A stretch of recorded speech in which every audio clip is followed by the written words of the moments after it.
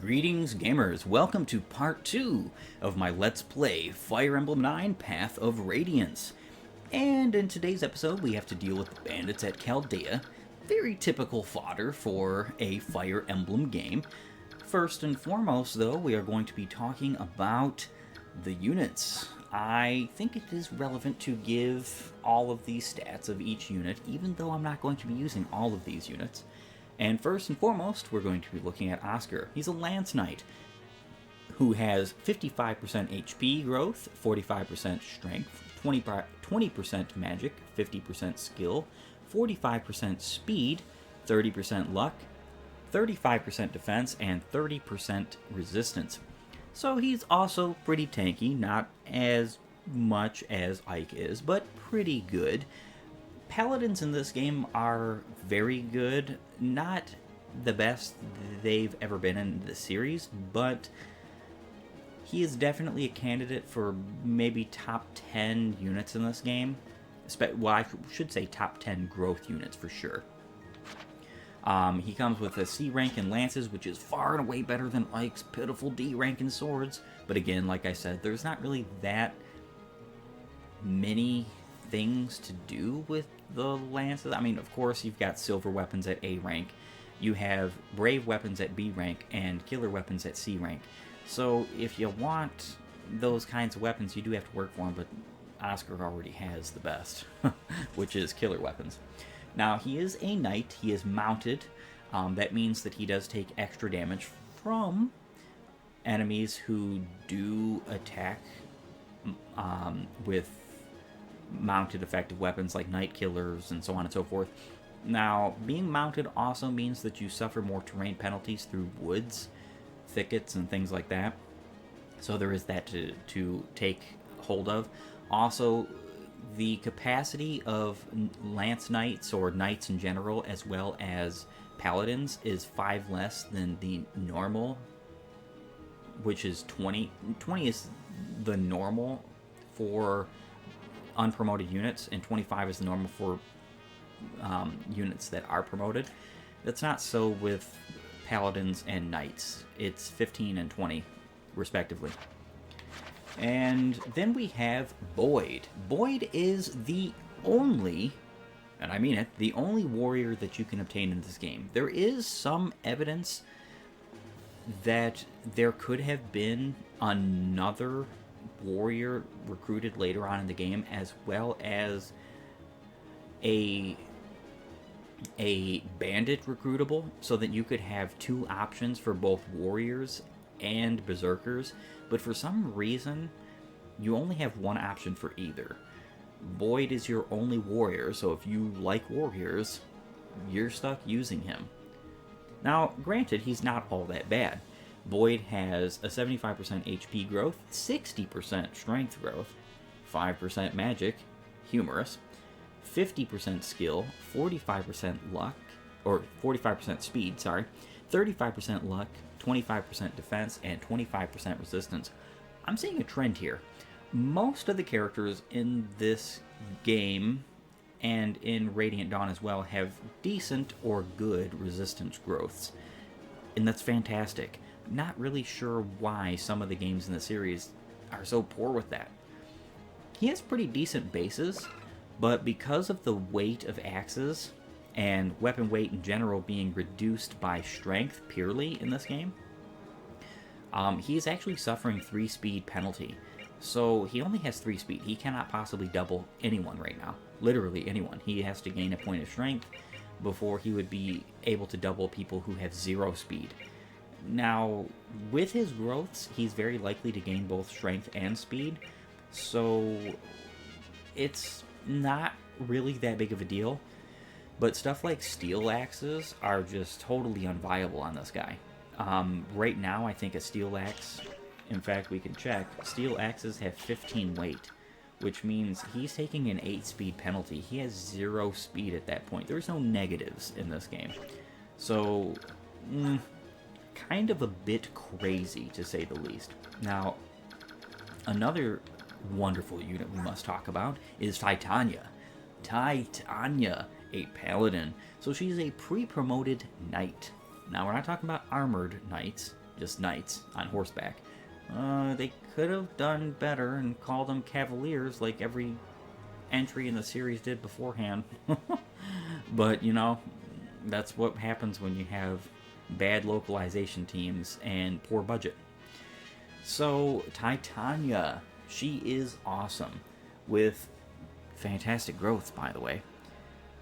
80% HP, 45% strength, 25% magic, 60% skill, 50% speed, 45% luck, 40% defense, and 45% resistance. This woman is a tank of a unit. She is an awesome unit. Now, what's interesting is that in the early game of pretty much every Fire Emblem game ever, that's good, that is, you have a Jagan-like unit, which is a pre-promote who is there to help you through the early game. Usually, these units have very poor growths. Those types of units are specifically called Jagans, or Jagan archetypes. Then you have ones that have decent growths and decent bases, but they won't really go anywhere comparatively to your growth units or your main characters. Those are typically called Oifis after Gen 2 of genealogies, Oifi particularly. Or, for instance, you would have another good example of this is actually in Gen 1 of genealogy with Sigurd's good friend, Quan. Oifis, people who have decent growths, decent bases, pre-promotes, they're not all that fantastic. Now, then you have Titania. Titania is a pre-promote with fantastic bases and fantastic growths. She is very unique in this matter, almost. There's only a couple of units other than her, and I like to call them Seths, because Seth, in Fire Emblem 8 Sacred Stones, is the most powerful of this archetype, so I give it to him. Now, granted, what this means is that she's a pre-promote that all of the experience you give her is perfectly good, and worth it. Now, one thing I did forget to mention is that Boyd has a D rank in Axes, and he has Tempest, which doubles biorhythm effects. He's one of those characters who has the plus 10 hit and avoid, or the minus 10 hit and avoid, depending on his biorhythm. Titania here has a C rank in Lances and an A rank in Axes. Now, she doesn't really need anything higher than a C rank in Lances, but a lot of times I train her Lances, just specifically because of things like Spears and Brave Lances, if I so choose to want to use them. But she also comes with her own very personal skill, which is Counter. In certain instances, causes enemy to receive half of the damage he deals to this unit, not it. Good grief. Totally situational. And I would grant also totally useless. Since those bandits took over, we can't even sleep at night. Please, help save us, village. Here, my mother left me this. I hope it serves you well. And we get a Seraph robe. It's almost like it's tradition. So, Seraph robe is a magic item that increases the user's maximum HP, and this increases by 7. We will be using that because it is good. Not necessarily right now. Technically, I should have kept that steel sword on Oscar. I could have traded that steel sword over to Ike. I was thinking of doing something silly, which is that I was going to have Titania come here, trade the steel sword, and then give it to Ike. Problem with that is that this is not Thracia trading. Once you trade, you're done. Now, Oscar and Boyd both have an absurd amount of critical for the combat that they are seeing, even though they would not possibly have that much critical in the first place. So critical chance is entirely determined by your skill divided by 3. Now, there are some classes that do have an increase to this, but none of them are unpromoted. So he would only have a 3 critical, but he has a 13. That's because both Oscar and Boyd receive plus 10 critical while next to each other. They have to be completely adjacent. This isn't a support thing. This is a bond thing. It's a hidden mechanic that does show up in the sequel to this, in Radiant Dawn, and actually tells you who is supported. Bond supported, I should say. My work here is done. This house is totaled. Time to move on to bigger things. Now I smash me some mercenaries. I don't think you're going to do much with that smashing. Would have been nice if Ike dodged, but it's okay. Alright, Ike, somewhat redeeming yourself. Would be nice if you had gotten speed there, but strength is always appreciated.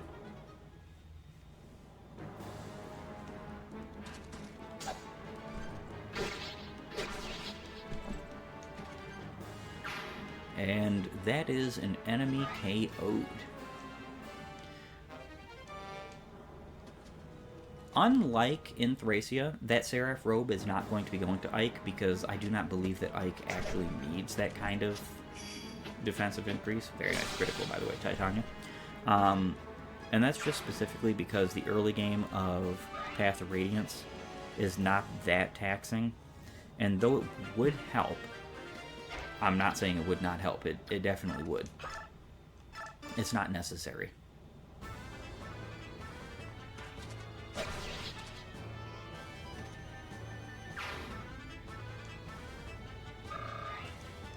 Alright, Ike.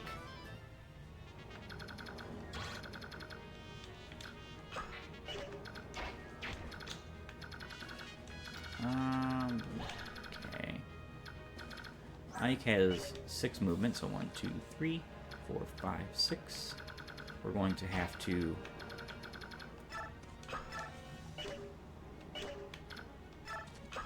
ooh, we can only shove.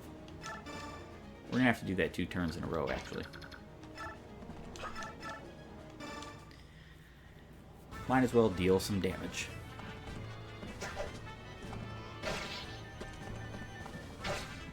And Oscar actually missed. That's kind of crazy. Especially considering that in this game, there is what is commonly called a true hit mechanic, but I call it a false hit mechanic. And that is because it's not showing you exactly the amount of hit you have is relevant to what you're going to hit. So in this game, the game re-rolls your hit twice, or 1 extra time, I should say. It doesn't re-roll twice, it rolls twice. And what that means is that you typically have more hit than is shown. You looking for something, fool? You looking for a fight? You come to the right place. I'll give you a tussle.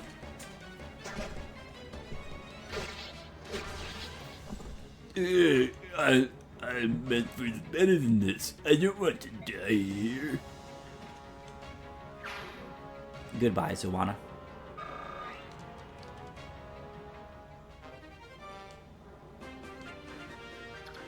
Alright, so we're going to shove Ike again. Now he can reach. Yeah, so it's very strange. So what happens is, if you have, let's say, Titania over here. Let's say she's fighting somebody and she only has 90 hit on that unit. She actually has 99 hit because of the reroll.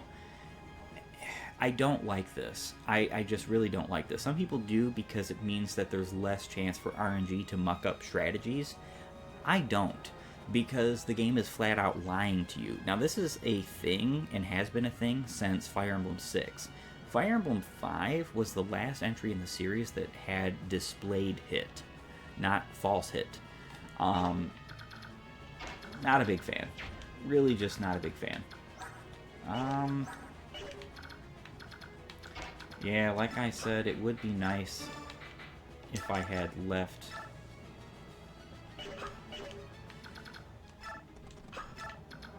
that steel sword on Oscar, but oh well.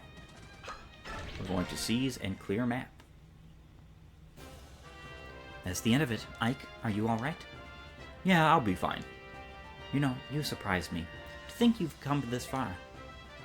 Look at my father, though. I've still got such a long way to go. There's nothing you can do about that. After all, Commander Grail is... Huh? What about my father? Oh, nothing. Nothing? Now I'm really curious. Don't worry, you'll learn all about it someday. Hey, Ike, that wasn't bad for your first battle. Not as flashy as my first time, though. Yeah, you were a real standout. I'll never forget the sight of you so keyed up you broke your own axe.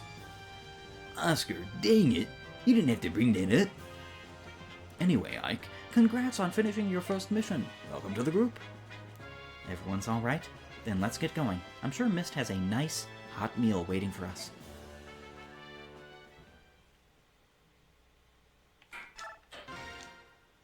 Another chapter completed.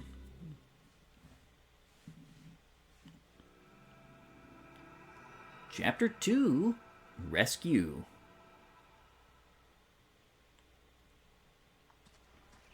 Mercenary Fort, yet again.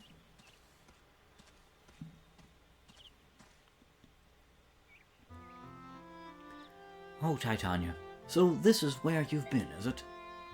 Rise, are you sure you're well enough to be up? Yes, my fever is completely gone. Are you sure? You still look a bit unsteady on your feet, if you ask me. Well, I've been in bed for almost a week. I doubt anyone would be in top form. Even you, my friend. I certainly hope that's all it is. In any case, until you're back at full speed, you won't be doing any work. We're mercenaries after all, and even the smallest lapse invites death, right?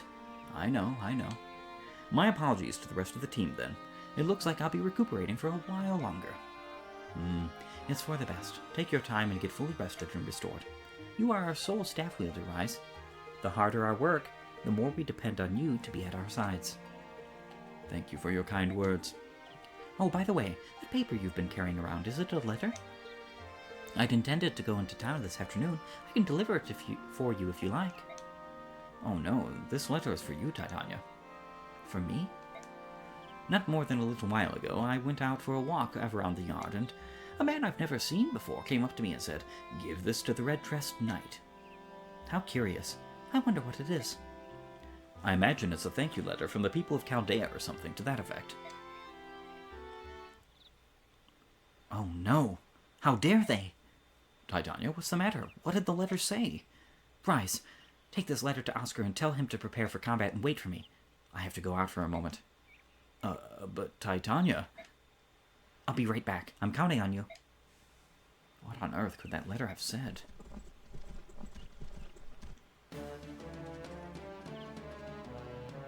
Everyone, come quickly. Hey, Rise. So how you feeling? What is it? Why are you so agitated? Has something happened? It's Mist and Rolf. They've been taken by bandits. What? What are you talking about? The two of them went out early this morning to gather wildflowers. Sure, they're not back yet, but... Earlier by the gate, a man asked me to deliver a letter to Titania. It was from a group of bandits, kidnappers. What are we going to do? Let me see it. Oh, if only I'd known. He didn't seem like a bad person. I get it. They're after revenge. They want retribution for the other day at that village. Chaldea, was it? Taking children as hostages. What cowards. Blast. Wait, Ike. Where do you think you're going? I'm going to get Mist. But no. Titania, she said she'd be right back. You're supposed to get ready and wait for her. And do you honestly think we've got time to wait? I'm going. What do you think you're going to do on your own, rookie? Hold it, I'm going too. Stop, both of you. I'm going with you. Oh, come on, wait, this is crazy. Do you think you can just ignore the deputy commander's orders?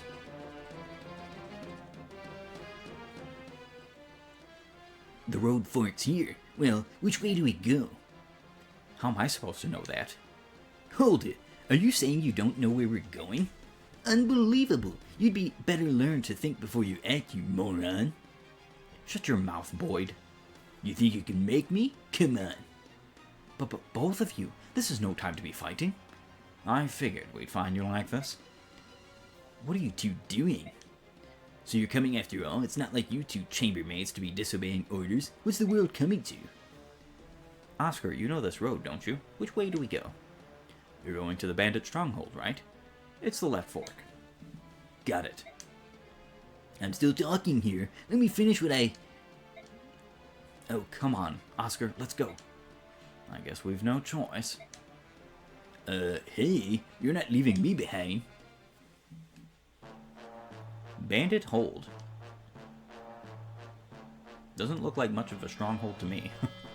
A little shack in the back of a forest. So you came, did you, boys? Is it just you, then? You came alone? You seriously underestimate what we're capable of doing to you. Now, where's that snobby, red-haired wench you ride with? Titania's not here, it's just us.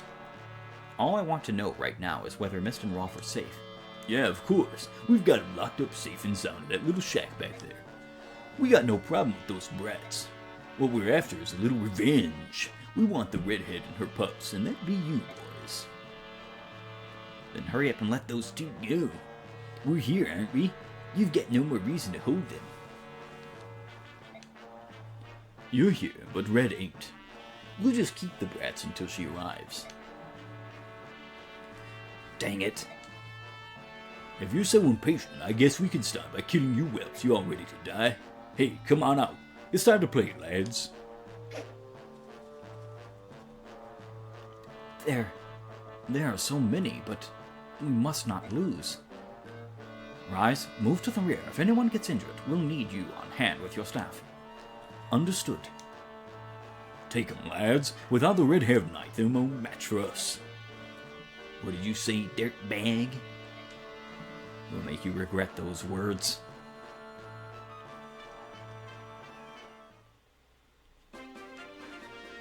Alright, so with that being said, what we can do is we can give Ike over this steel sword just in case. I do think we want Oscar to be within range of this guy so that we can deal a little bit of damage.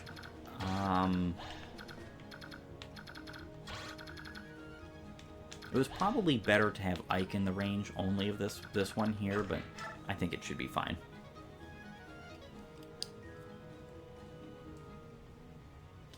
Alright, so there's some sobbing and girlish noises that Mist makes at some point during this story.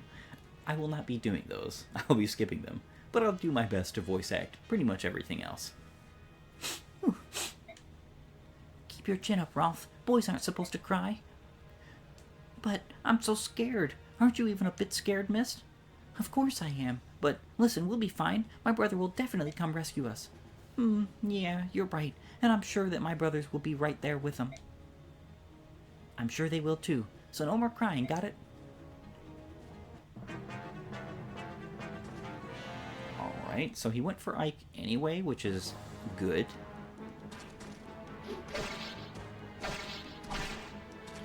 Yep, Ike is going to KO him next turn.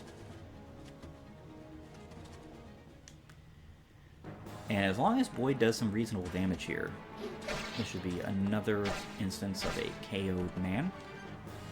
And it is, because we're going to be attacking... I'm going to be attacking him with Boyd, or Oscar, and then cantoing back, because that is a hidden skill of knights in this game, is that after taking an action, you can move again. I would say it's almost silly that that's something you can do because of the fact that usually Cavaliers and Paladins, Knights, they're super strong anyhow, so it's almost like they don't really need that kind of an ability, but who am I to complain? And Ike finishes you. We are obviously going to be healing up Ike because he is our most important unit. If Ike is KO'd, you get a game over. Now, of course, that doesn't just, like, delete your save file, but having to restart a chapter is kind of annoying, wouldn't you say?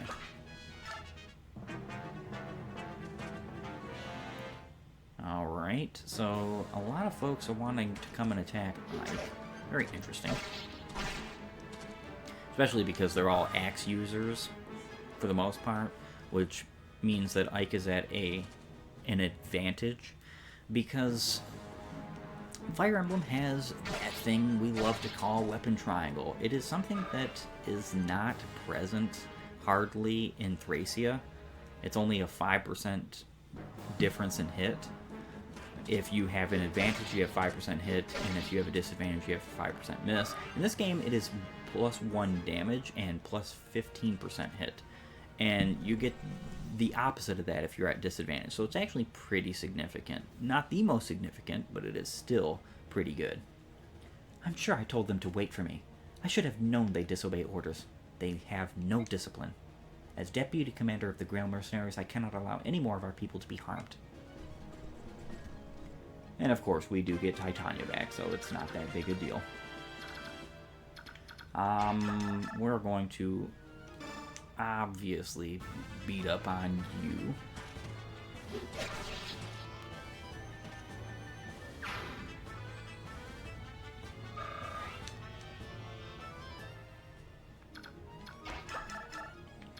We'll take you out.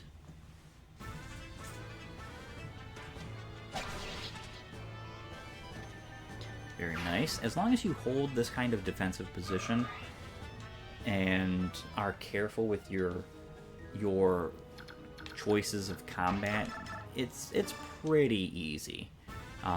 This might be difficult mode, but the early game you have more than enough options, and the game doesn't throw too many hard balls at you. It's not like Thracia. Pretty decent level up for Oscar. That magic, though. Not too much you're going to be doing with that, bud. So, before we move on with this wonderful chapter, I think it is perfectly applicable to talk about Rise, our priest. The only healer I'm going to have for quite a while, and he's quite the frail one. Having only a 40% HP growth, 5% strength, 60% magic, though, 50% skill, 40% speed, 50% luck, 25% defense, and 55% resistance. This man is a glass cannon. Once you have him promoted, he can actually use magical attacks. Though light magic in this game is horrendous, it does come with the benefit of being tied to your staff rank. So whatever your staff rank is what your light rank will be, which I find very odd. It was a choice that was made that I don't necessarily agree with, if I'm being honest with you.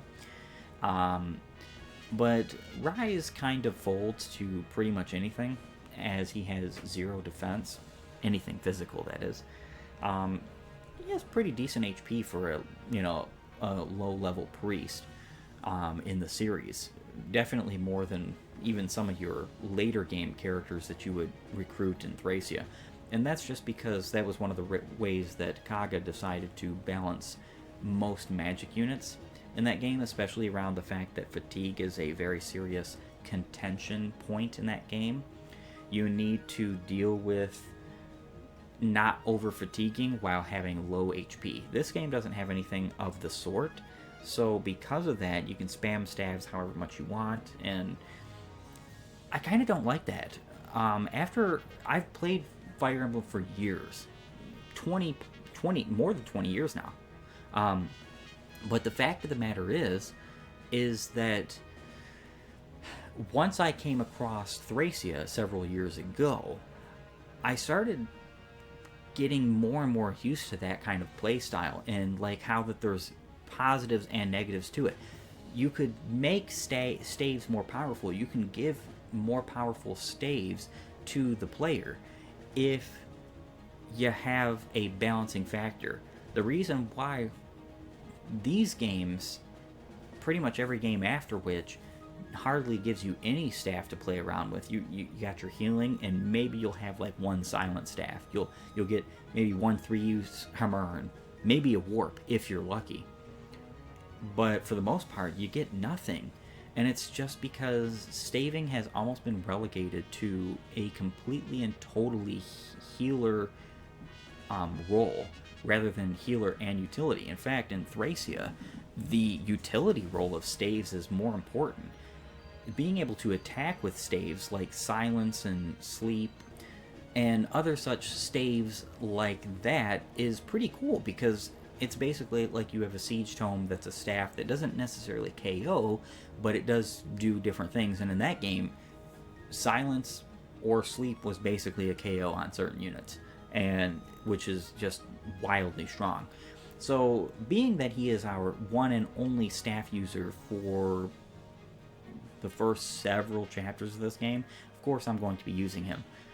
Spoiler though, he is not going to be one of the permanent members of the team, one of those 2 staff units that I will be recruiting later on. I decided to nerf myself a bit and have units that are a little bit less viable at it so that it would still be a difficult run. I just need healing. You need healing. Vulneraries don't cut it. They are trash in this game. You're hardly ever going to see me use them because of how trash they are. Decent bases, D rank and staves almost doesn't matter whatsoever because that means he can use heal and mend, and that's pretty much all you need. I mean, like I said, there's hardly any utility staves in this game, and the ones that you do have, you get by late game. By that point, you're going to have staff units who are more than capable of using it, including Rise. So, it's whatever. He has Serenity, which has biorhythm effects. This means that at max, it's only a 2.5% hit and avoid buff. Wow, yay, great. Not really all that useful, if I'm being honest. And yeah, so that is Rise. Now, of course, we're going to heal up Ike again. He doesn't really need the healing, being honest, but it's better to do that than not. Alright, so I'm almost certain that, yeah, there's a steel axe here. We don't want to throw away any items. Steel axe and a speed wing. So what I'm going to do here is I'm actually going to trade over this steel axe to you, and then I'm going to rush. So Titania will get that other steel axe. You never want to drop items because in this first portion of the game, the first 8 or so chapters, I should say, you have no access to a convoy. All of your items that you obtain have to be put on your units, unless you want to drop them. And that's waste. Why waste when you can use? Alrighty, so decent. Ike is going to be getting another level up, level 4. Strength and speed, defense and resistance, hello. I'm thoroughly enjoying that level up. Thank you, Ike. Alright. However, with all that being said, I want to thank you for joining me. If you like my content, please upvote and follow, or like and subscribe depending on your platform, and while you're at it, have a great and glorious day gaming.